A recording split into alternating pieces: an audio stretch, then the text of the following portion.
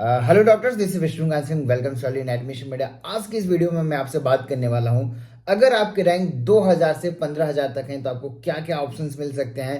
रेडियोडर्मा medicine आपको कहां मिल सकता है। लो बजट के भी बारे में बात करेंगे, गवर्नमेंट कॉलेजेस के भी बारे में बात करूंगा। साथ में मैं आपसे डिस्कशन करना चाहूंगा कि एग्जैक्टली अगर आपको गवर्नमेंट सीट मिल रही है, डीएनबी की सीट मिल रही है और एट द सेम टाइम आपको low budget private medical college मिल रहे हैं, तो आपको क्या चूज करना चाहिए, बॉन्ड को कैसे ध्यान रखना चाहिए। अगर आप डीएनबी हॉस्पिटल चूज कर रहे हो तो क्या पॉइंट्स हैं जो आपको याद रखनी चाहिए, और कुछ फ्री टिप्स भी मैं आपको दूंगा जिससे आप best to the best DNB possible के हॉस्पिटल्स चूज कर सको। तो उससे पहले मैं बता दूं कि अगर आप इस चैनल पर नए हो और आपने अभी तक चैनल को सब्सक्राइब नहीं किया तो जरूर सब्सक्राइब करके रख सकते हैं। साथ में हमारा टेलीग्राम चैनल एडमिशन मीडिया भी ज्वाइन करके रखें, क्योंकि आपके लेटेस्ट इन्फॉर्मेशन जो भी होगी या जो भी काउंसलिंग के अपडेट्स होंगे वो कॉन्टिन्यूसली हम वहाँ पे पोस्ट करते रहेंगे। अलग अलग इंस्टीट्यूट्स अपने ऑलरेडी फीस स्ट्रक्चर रिलीज करते जा रहे हैं, तो उसको भी आप हमारे टेलीग्राम चैनल एडमिशन में ढूंढ सकते हो। आपको वहाँ पे हमने पोस्ट किया हुआ है, आप वहाँ से ले सकते हो।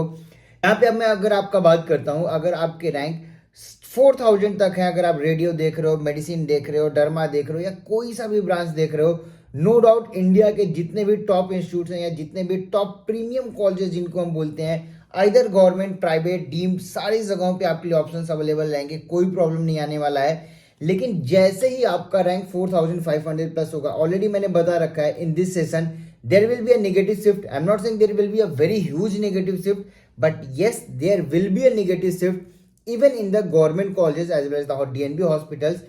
उस केस के लिए मैं आपको बता रहा हूं कि आपको कॉलेजेस कैसे चूज करने हैं। अगर आपके रैंक 4500 प्लस हैं तो यहाँ पे आपको रेडियो डर्मा डाउट होगा, मेडिसिन के कुछ बेटर ऑप्शंस अवेलेबल रहेंगे लेकिन ज़्यादा नहीं रहेंगे।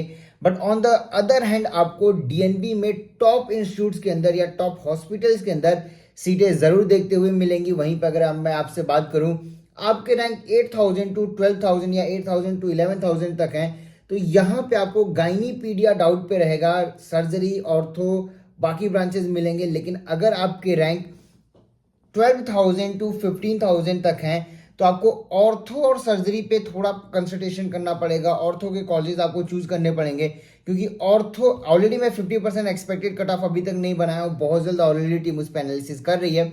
जैसे ही चीज़ें कंप्लीट हो जाएगी मैं आपको पोस्ट करूंगा जो एग्जैक्ट रहने वाला है, क्योंकि ऑलरेडी अभी तक हमने जितनी भी चीज़ें बताई हैं, जितनी भी चीज़ें काउंसलिंग को लेकर बताई हैं, आप चेक कर सकते हो।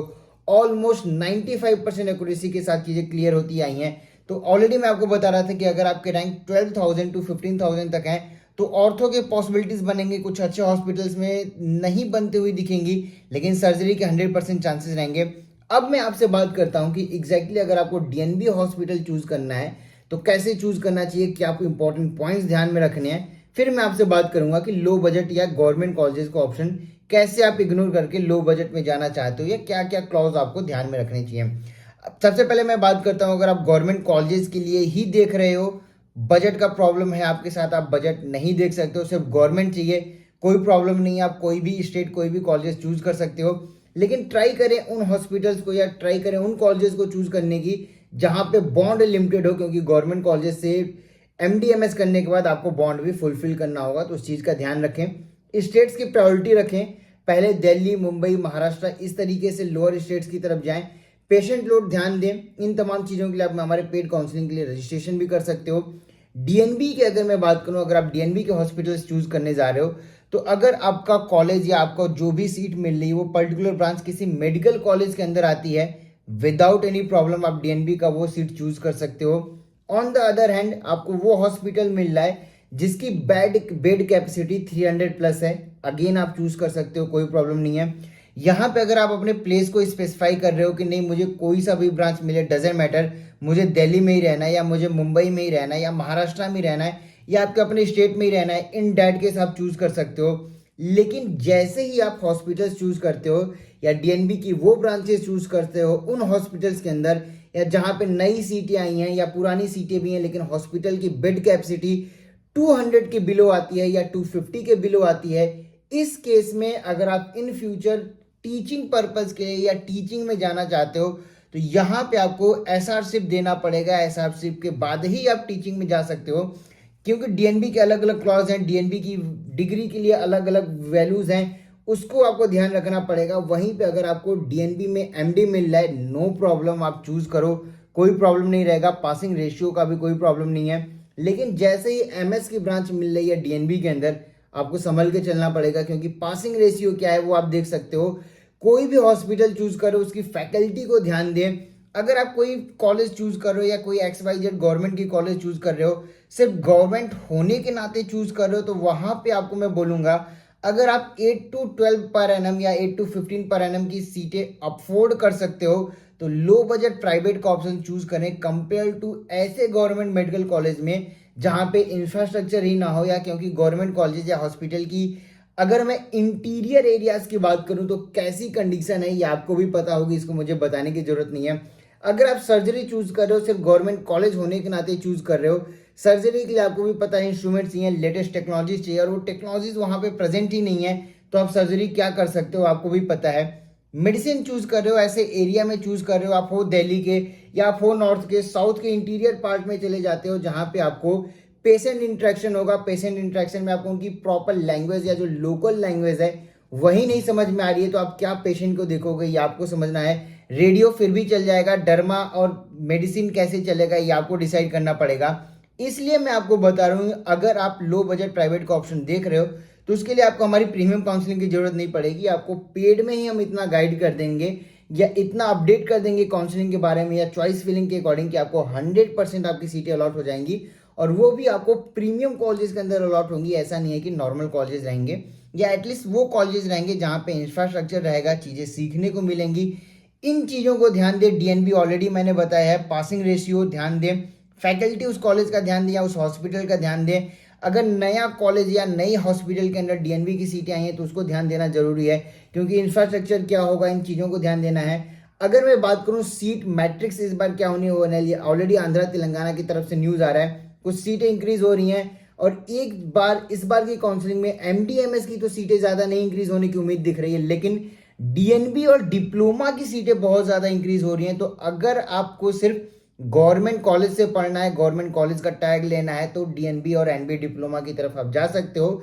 लेकिन अगर आप 8 to 12 या 8 to 15 पर एनम की फीस अफोर्ड कर सकते हो, तो हमारा एडवाइस आपको यही रहेगा कि लो बजट प्राइवेट कॉलेजेस को चूज करें ओवर द डीएनबी। मैं डीएनबी को क्रिटिसाइज नहीं कर रहा हूं, लेकिन फैकल्टी वाइज और बाकी चीजें आपको ध्यान देना पड़ेगा, क्योंकि अगर मुंबई का कोई हॉस्पिटल है, दिल्ली का हॉस्पिटल है, या टॉप सिटी के अंदर का डीएनबी का हॉस्पिटल है, तो कोई प्रॉब्लम नहीं है, बड़े आराम से चीजें अच्छी होंगी, फैकल्टी भी अच्छा होगा। लेकिन अगर कोई इंटीरियर का डीएनबी का हॉस्पिटल है या कॉलेज है, तो आपको समझना पड़ेगा कि वहां पे चीजें कैसे होंगी या क्या हो सकता है आपके साथ, क्योंकि it's not about taking a branch and pursuing it. क्योंकि आज के मोमेंट पे या इस लाइफ टाइम पे आप जो भी ब्रांच चूज करोगे वो आपको टिल द लास्ट टाइम आपको वही परस्यू करना रहेगा। एमएस भी जाना होगा, डीएम एमसीएच भी करना होगा, तो इन चीज़ों को ध्यान रख के अपनी आगे की ट्रिप प्लान करें, कैसे जाना है ये आपको ध्यान देना है। यहाँ पे गाइडेंस सबसे लें, सबको आप अलग अलग राय बताएंगे, कुछ बोलेंगे कि नहीं डीएनबी लेना अच्छा है, कुछ बोलेंगे गवर्नमेंट लेना अच्छा है, हमारे अकॉर्डिंग लो बजट प्राइवेट अच्छा है। रीजन मैंने ऑलरेडी बताया, बट फाइनल कॉल आपका होगा। यहाँ पे अगर आप लो बजट प्राइवेट प्लान कर रहे हो तो ये भी ध्यान देना होगा कि आपको कौन से राउंड में सीट मिल रही है, क्योंकि सेकेंड राउंड के बाद अगर आप मॉपअप में प्लान कर रहे हो तो हो सकता है कि आपके जो हायर रैंक होंगे वो ऑलरेडी काफी सारी सीटें ऑलरेडी ज्वाइन कर चुके होंगे, तो आपके लिए ऑप्शंस डिक्रीज हो जाएंगे, या आपके रैंक के अकॉर्डिंग जो बेस्ट पॉसिबल कॉलेज होना चाहिए था वो नहीं मिलेगा।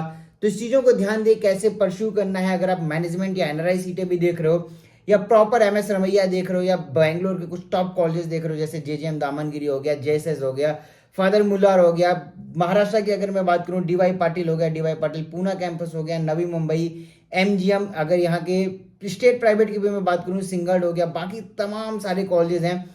अगर आप इनको चूज कर रहे हो, कैसे प्रोसीड करना चाहिए, कैसी काउंसलिंग आपको करनी चाहिए, चॉइस फिलिंग कैसे करना चाहिए, या इवन अगर आप एनआरआई डॉक्यूमेंट्स बना रहे हो तो आपको अलग अलग लोग बताएंगे कि 1 महीने में हो जाएगा, 5 दिन में हो जाएगा, 10 दिन में हो जाएगा, but on actual 15 to 1 month का टाइम पीरियड लगता है। तो अगर आप एनआरआई डॉक्यूमेंट्स बना रहे हो तो अभी से प्रोसेस स्टार्ट करके रखें, क्योंकि काउंसलिंग कब से स्टार्ट हो सकती है ऑलरेडी मैंने अपने वीडियो में लास्ट वीडियो में बता रखा है। अगर आपने नहीं देखा है तो जाके देख सकते हैं। फिलहाल तो इसलिए इस वीडियो में इतना ही, लेकिन अगर आप पेड काउंसलिंग के देख रहे हो तो हमारी वेबसाइट admissionmedia.in पे जाकर रजिस्ट्रेशन भी कर सकते हो। इसके अलावा अगर आपको कोई भी डाउट आ रहा है, कोई भी क्वेश्चन आ रहा है, तो नीचे दिए हुए व्हाट्सएप नंबर पर आप मुझे कांटेक्ट कर सकते हो। हमारी टीम ऑलरेडी कंटिन्यूसली आपको रिप्लाई कर रही है, मैं पर्सनली आपके साथ कनेक्टेड हूँ। कोई भी प्रॉब्लम आ रही है नीचे दिए हुए व्हाट्सएप नंबर पर आप मुझे कांटेक्ट कर सकते हो। Thank you so much for watching this video.